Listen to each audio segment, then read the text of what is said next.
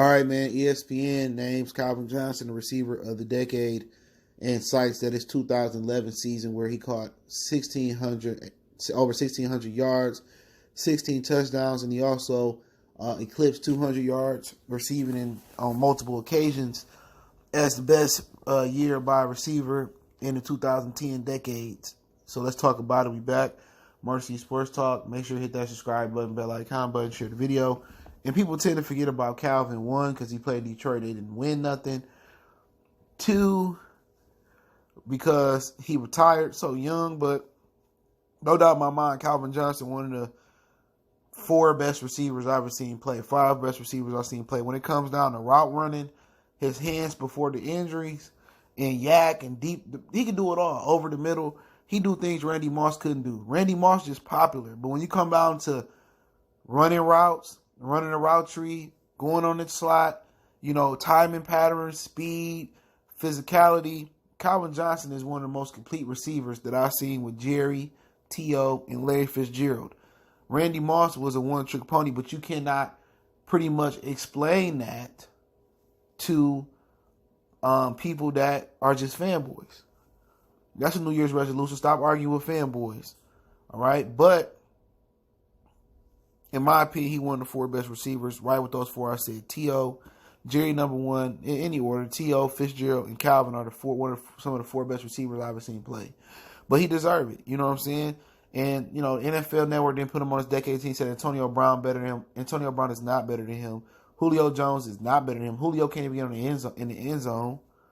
All right? And Calvin Johnson was putting up numbers without Matthew Stafford, before Stafford got there. So people forget that. AB putting up numbers while he playing with Roethlisberger, Le'Veon Bell, and with a Hall of Fame quarterback. You know what I'm saying? AB he can't put a candle to Calvin. Neither could Julio. But they still active though. But it's the right move, man. He need to get some credit. And if he was any other quarterback, he'd probably be the number one receiver of all time. He'd probably be in the conversation for the greatest football player of all time with Lawrence Taylor and Jerry Rice. Those are the two I deem the best. Tied. Easily.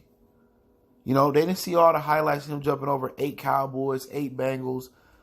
Detroit appreciate Barry and Calvin more than anybody else on the outside because we've seen game by game the phenomenal things they did. People can say, I love Barry. I'm a Lions fan because of Barry.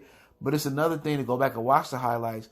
But it's another thing to actually live through it and feel the moment and knowing that if Calvin had a better organization around him, if Stafford had a better organization around him, they probably would have been to the Super Bowl or did some things in the playoffs. And, it is what it is. When people talk about Michael Thomas, talk about Julio, they talk about any receiver in this decade probably not named Larry Fitzgerald other than like Randy and T.O. Like Calvin is, or in recent memory, Randy and T.O. Calvin was an animal.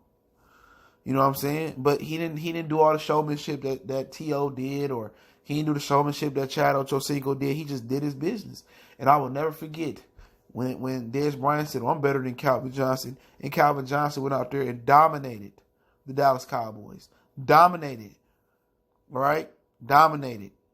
So, yeah, Megatron, you can make an argument from a talent standpoint, greatest receiver of all time. 4'3", 6'6", 6'5", 237 pounds, can do it all, slot, in breaking routes, timing routes, deep routes, can take a little hitch to the house. Complete receiver, man. But just ended up with the wrong franchise. Hate to say it, man, but shout out to ESPN for recognizing Megatron greatness. But people tend to remember what happened on the second half of a decade more than the first half of the decade. You know what I'm saying?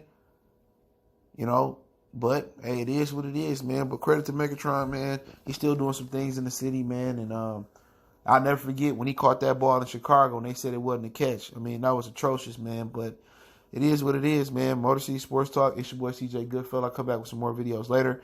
I'm not able to go live because I'm not feeling well. But I will get to a season wrap-up for the Lions when I get better. But don't forget, we're on Facebook, Instagram, Twitter. Reach out to the email. All the information, links in the description. Got video requests, business inquiry, sponsorship, and video requests, however it go. Want to make a donation, share the video with that information in the description, and let me know, and I'll link the article from MLive in the description. One time for the one time, Mercy Sports Talk. Appreciate the love, support, man, and let me know how you feel in the comment section. We go.